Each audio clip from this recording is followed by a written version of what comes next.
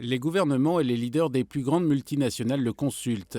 Yuval Noah Harari, historien israélien, professeur à l'université hébraïque de Jérusalem, est l'auteur des best-sellers Sapiens ou encore Homo Deus. Nous l'avons rencontré après une conférence à Budapest. Monsieur Harari, merci d'accorder cet entretien à The Global Conversation. Commençons par un pari.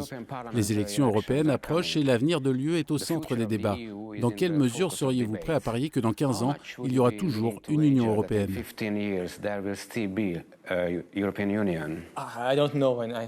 Je ne sais pas. En tant qu'historien, ce que je sais, c'est qu'il est impossible de prédire l'avenir de telles choses. Très souvent, les choses les plus inattendues se produisent. C'est la seule chose sûre à propos de l'histoire. Quelques mois seulement avant les révolutions de 1989 en Europe de l'Est, personne ne s'y attendait. 5 ans plus tôt, cela aurait ressemblé à une science-fiction. Il en va de même pour l'avenir de l'UE. J'espère que les électeurs prendront les bonnes décisions et garderont l'Union européenne, parce que cela est essentiel non seulement pour la paix et la prospérité de l'Europe, mais car c'est essentiel pour la paix et la prospérité du monde entier.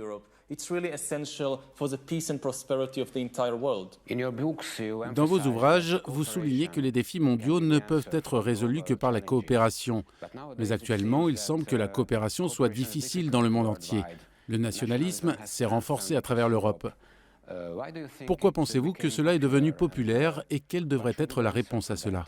Les gens devraient se rendre compte que l'humanité est actuellement confrontée à 3 menaces existentielles qui ne peuvent être résolues au niveau national. Elles ne peuvent être résolues qu'au niveau mondial.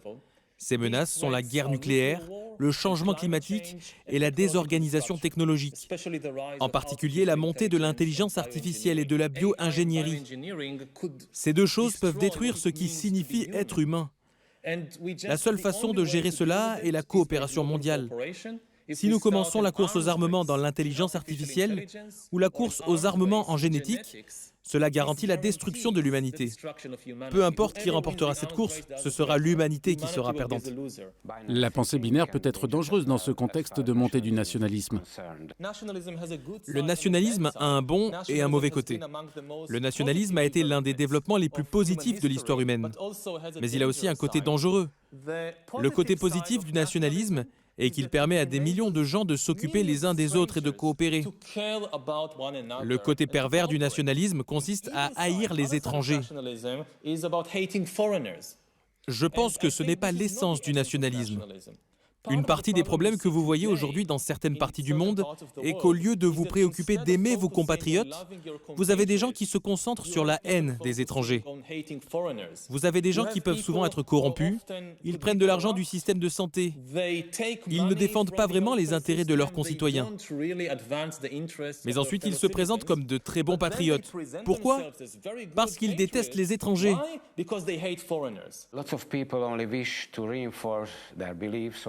Beaucoup de gens ne souhaitent que renforcer leurs convictions, leurs opinions, au lieu de lire des informations crédibles.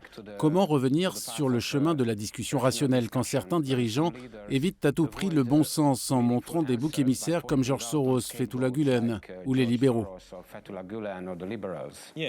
Ce n'est pas nouveau, c'est une stratégie ancienne. Mais ce qui est nouveau maintenant, c'est que nous disposons de ces nouvelles technologies extrêmement puissantes pour détourner et abuser l'attention humaine. Le problème auquel nous sommes confrontés actuellement est que la technologie surmonte nos faiblesses. Nous disposons maintenant de puissantes technologies capables d'identifier vos faiblesses, ce que vous ressentez déjà, ce que vous détestez déjà, et d'attirer votre attention en appuyant sur ces boutons émotionnels. L'une des raisons pour lesquelles nous devons réglementer ces technologies dangereuses, c'est de protéger les humains contre le piratage, l'exploitation, de protéger l'attention humaine contre les abus. Ne craignez-vous pas que les dictatures de type orwellienne abusent de ces données numériques ? J'ai très peur. Je pense que maintenant, la technologie permet de créer beaucoup plus de régimes totalitaires que tout ce que nous avons vu dans l'histoire humaine. Encore plus extrême que ce que George Orwell a imaginé. Parce que Orwell a imaginé une situation dans laquelle il existe un régime totalitaire qui vous surveille tout le temps, mais uniquement dans le monde extérieur. Ce que vous faites, où vous allez, qui vous rencontrez, ce que vous dites. Nous disposons maintenant d'une technologie qui peut surveiller les gens 24 heures sur 24, sur l'ensemble de la population, même sur ce qui se passe dans leur corps. avec des capteurs biométriques, en utilisant la combinaison de l'intelligence artificielle et de la biotechnologie. Il existe des écoles en Chine, par exemple, où les étudiants portent des bracelets biométriques. Ils disent qu'ils l'utilisent à des fins éducatives. Le professeur sait si vous êtes endormi, si vous vous ennuyez, si vous avez des difficultés. Mais la même technologie peut être utilisée à des fins politiques. Ce que nous avons vu au XXe siècle avec Staline, Hitler ou Mao n'est rien comparé à ce type de machines qui ont déjà commencé à être construites aujourd'hui.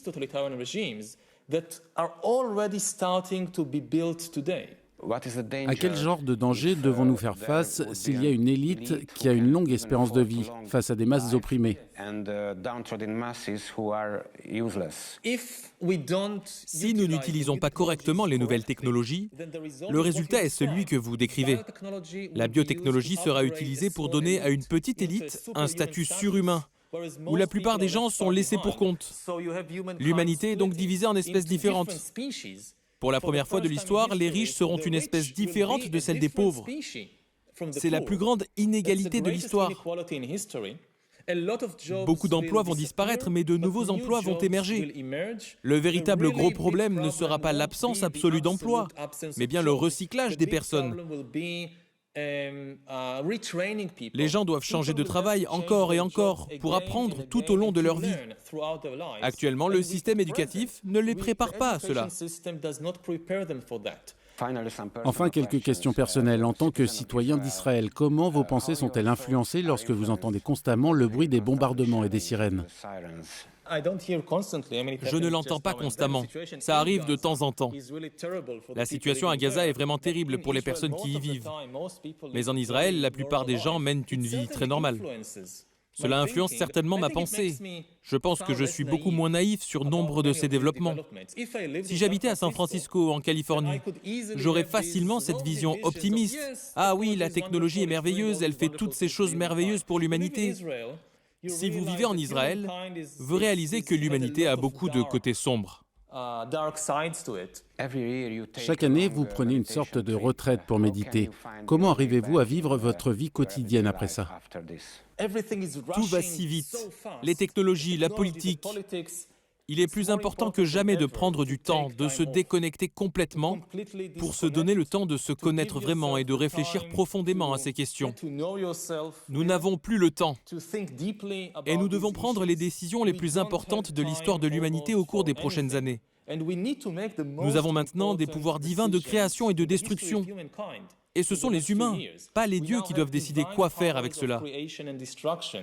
Une de mes préoccupations lorsque je rencontre ces personnalités importantes, comme le patron de Facebook, Mark Zuckerberg, et le chancelier autrichien Sebastian Kurz, l'une de mes préoccupations est que ces dirigeants n'ont pas le temps. Ils n'ont pas le temps de s'asseoir et de se détendre, ou de réfléchir aux choses en profondeur, parce qu'ils se dépêchent tout le temps de résoudre telle ou telle crise.